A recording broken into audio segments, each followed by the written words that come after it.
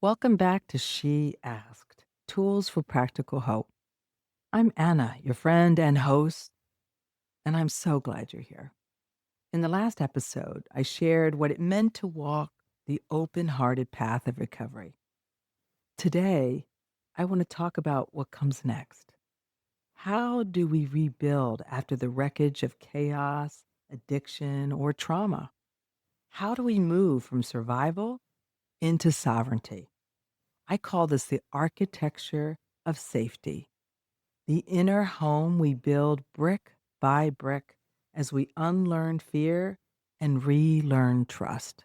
Let me take you into a moment from my own life. I like to start with a story, and this just happened recently. It was a month or so ago after I began working the SLAA program. This is the Sex and Love Addictions Anonymous program, 12-step program. And I remember sitting down in my a room in my home, and I noticed that I didn't feel anxious. I wasn't scanning my phone. I wasn't looking up on X's. I wasn't scrolling through social media or trying to fix something. I realized I felt safe, not just externally, but internally.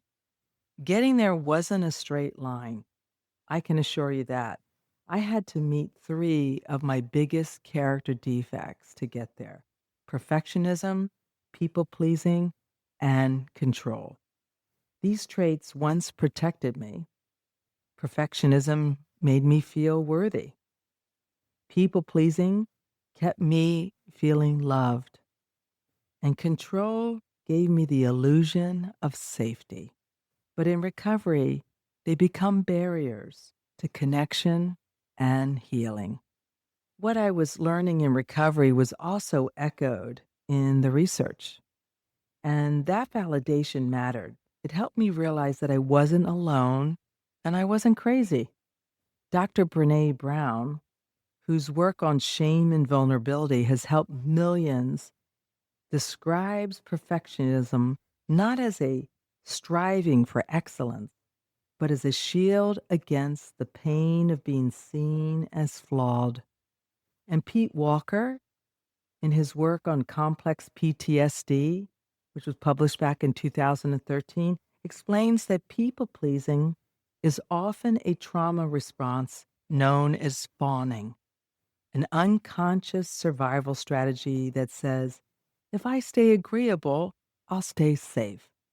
And Dr. Richard C. Schwartz, with his breakthrough work on internal family systems theory, says that the impulse to control is understood as a protective part, one trying to manage an inner world that feels chaotic.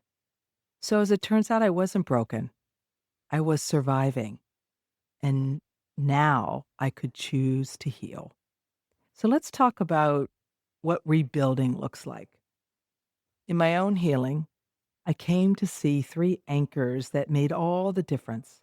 I call them the pillars of safety.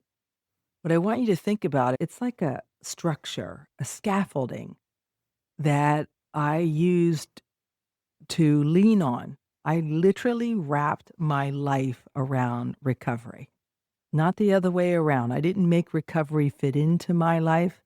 I made my life fit into recovery. That's how much I needed it. And I knew this because my nervous system needed help. So the first pillar I call nervous system literacy. This is learning what calm feels like. It's recognizing when you're in fight, flight, freeze, or fawn, to breathe, to pause, and to slow down.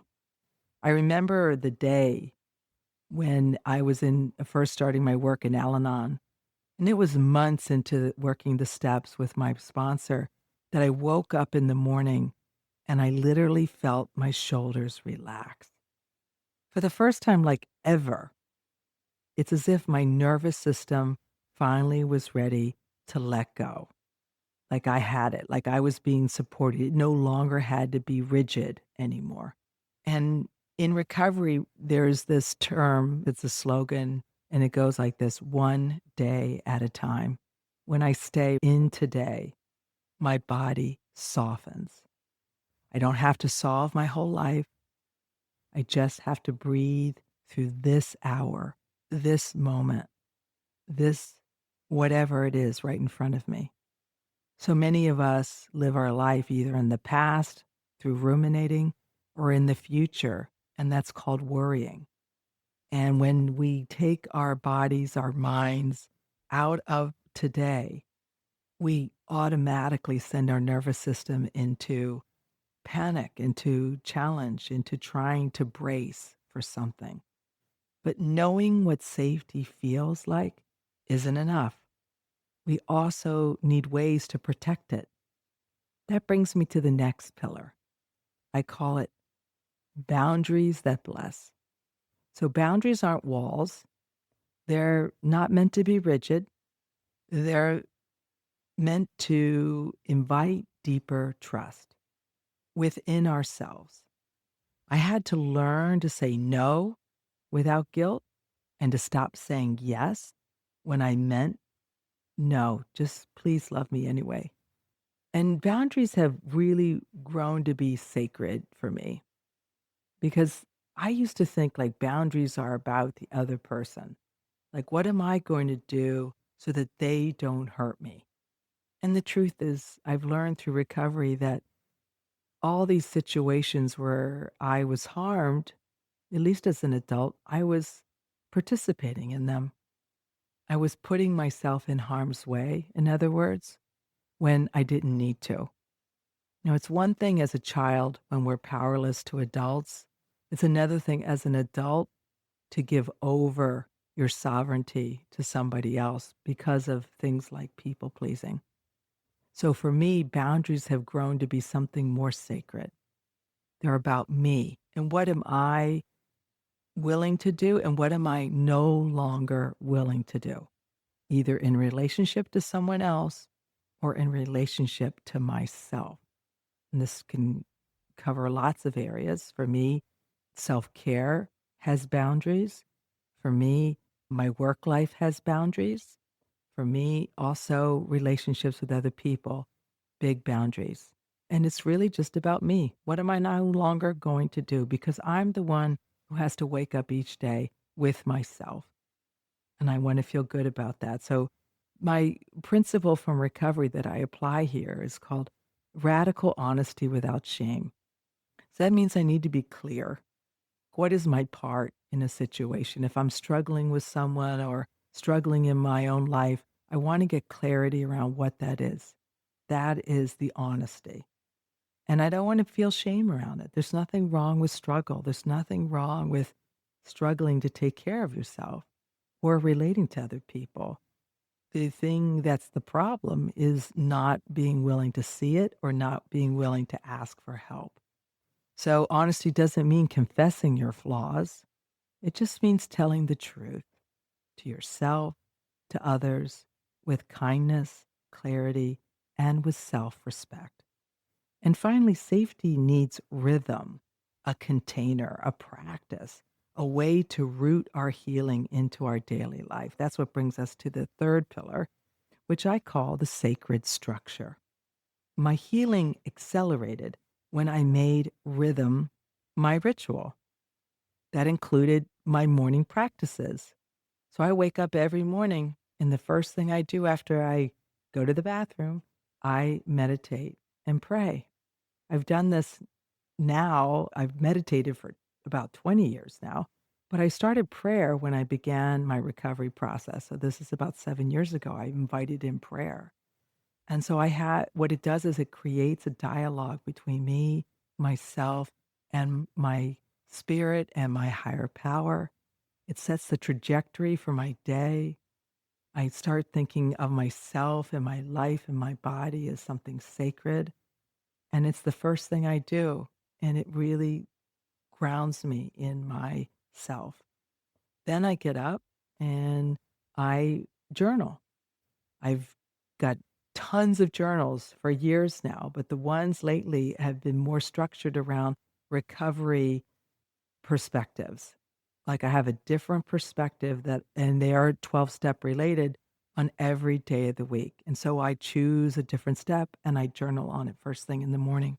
I have some daily readers and I read them ahead of journaling. And again, it just informs me, opens me up, grounds me more.